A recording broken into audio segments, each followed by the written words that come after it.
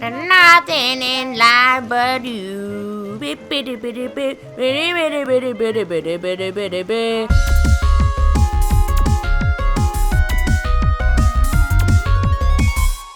Hello everybody and welcome to my world. My name's Ellie, but you can call me Ells. I'm going to turn off the radio because otherwise that's going to get rather annoying. I love the radio though, it's so much fun. All that bloody 19 something mid-1900s music is so good. Oh yes it is. I'm really showing my lack of knowledge right now. Never mind, so I'm here to talk to you about settlements and working out how you can get rid of the annoying size limit on some of these things. Settlements are an awesome part of Fallout 4, thoroughly enjoying it, amazing stuff, massively addictive, it's wonderful. Oh yeah, and apologies recently for the lack of videos, it's because my thing has been glitching quite a lot. So, you find your workshop, you go into transfer, you go into weapons, and I'm going to choose all the ones with stars so then I can find them really nice and quickly. And I'm just going to do it with like 5 of them because it's going to be a lot quicker for you guys to understand. So I've just transferred them into the workshop. The reason why I've done that is so that the workshop then recognises those items as part of the workshop. That's what I've noticed. Some people were saying that it didn't work, and I've looked into it, and the reason why is because I need to put them into the workshop first. It might be different on different systems, but that's the one that's worked for me. So I go down to Assassin's Powerful Pistol, pick up all the ones that I've starred when I can find them. So these are the ones that I've just put into the workshop. I think that's all I did. Go into a space. What a beautiful day. Go into my inventory and drop my weapons on the floor so that they're there, and that's wonderful. Okay, it's auto-saving. I need to turn that off a bit more. And then I go into inventory. Into workshop, I mean. And then store those items. Now watch the counter to the top right-hand side. It slowly goes down. It's just gone from yellow to green. Look at that. Amazing. And there you have it. You've got rid of the size limit on your thingamajiggy. Those items are now in the workshop again. And you can repeat this as many times as you like. And you can do it with as many items as you like as well. Personally, I like to do it in massive chunks usually. So I put like 10 to 15 of them in there. And if you know, the bigger the weapon, the more effective it is as well. So the more space it creates. Why didn't I just do that before? Why am I such a knob? Who bloody knows? That'd be a faster way of doing it, guys. Go into weapons and there you have it. It's high dog meat. And that's how to create more size on there. Now I'm going to talk about electricity. Electricity, because that's a problem and people get annoyed by that as well, because when I first started playing the game, there weren't that many tutorials on how to actually deal with power and stuff. So, I'm going to use this as an example. I have created a water purifier which is industrial, and it requires 5 electricity. So you go into power, generators, and generate something that does 5 electricity. But in this case I've chosen to do 10 because then I can connect anything else up to it at any point should I so wish to do so. So then you connect that generator by pressing attach wire to the purifier onto houses and lighting and stuff like that. When you connect something you need a power conduit. You attach it to the wall. You find that in connectors and switches. So you got ones that stick up. That's what she said. You got ones that stick out the side, and you got ones that stick down if you're a bit of a hang low kind of person. And then you attach it to that wall. And for example, that's going to light that light there. And then you attach that to a power nylon. A power pylon.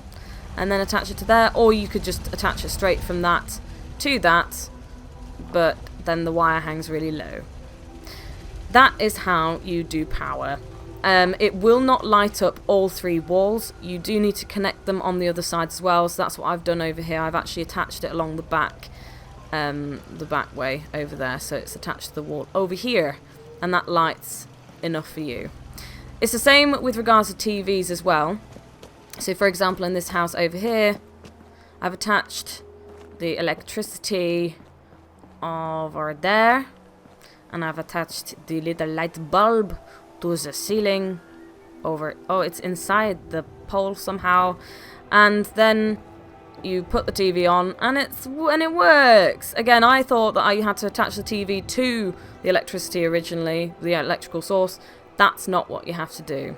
She's like, what the fuck are you doing in my house? Do you fancy me? Do you fancy me? Do you fancy me? No! What are you doing? Just standing there or staring at me. Why don't you watch your TV? It's so exciting. It just says please stand by the whole bloody time. I really hope there's an opportunity to change that. I want to show you guys my bar because I'm really proud of it. Ta-da! If you guys have like want a meeting or something, you can go over here. But don't try to put things on the table because if you do that, it'll just fall through. It's really annoying. There's probably a way to fix that on computers, but never mind. Okay, next section. How to keep your settlers happy. Along the top, I have 24 people, 27 food, 40 water, 15 power, 93 defense and beds 25. The happiness is 75 and it's currently going up. There are a couple of different reasons behind that. It's going up because they like the fact that they have power. They like the fact that there's a TV in most rooms and or radio. They also like the fact that I put paintings up there. Yes, look at my wonderful choice of decor. It's fantastic, isn't it? So decor makes them happier. You hanging out with them and spending more time around the place makes them happier. And also ensuring that you have enough food, water and beds and defense, obviously. All of those are really important things. You also get notifications through your Pip-Boy. They come up like a sort of miscellaneous side quest thing. If the village or town thing that you've created is settlement, I should say, is ever under attack, you should come and help them ASAP because then they'll like you a little bit more for helping them out. The things that I found that mean your defense has to be higher is your water and food added up all together. So it's 67 in order for that to be sort of. And then the more sort of power things you make, the more beds you have, the higher your defense needs to be. So this is like 93 at the moment, and I've got to just like ridiculously overloaded through the only entrance and exit there is over here. So my peeps are happy. I also find, again, you don't have to, but I find it a lot easier when you create a fence to go almost all the way around, because when you are actually under attack, the things aren't running really greatly built walls there, Ellie, you know. Oh look, that's so well made. No one could get through that gap. Yeah, so I build a wall all the way around because it just stops the things from getting in. And I think that's about it. Oh yeah, another thing that makes happiness go up, stores. Stores are amazing as well because they generate bottle caps for you. So you've got trader, armor, weapons, food and drink, clinic and clothing. So if you want to build them, then you need certain different ranks available, and you also need wood, which I just don't bloody have because I spent all of it all making this bloody place. Pretty good. They had better be because do you guys like my armory? This is my armory. I made decor. Look at decor. Look, I've got this on display as if it's for sale in the shop, but it's not. It's just a piece of armor thing that I found. Yeah, it is. It's as simple as that. It is as simple as that. In order to make them do the crops, you have to assign people to those things. You go into workshop mode. Ta-da!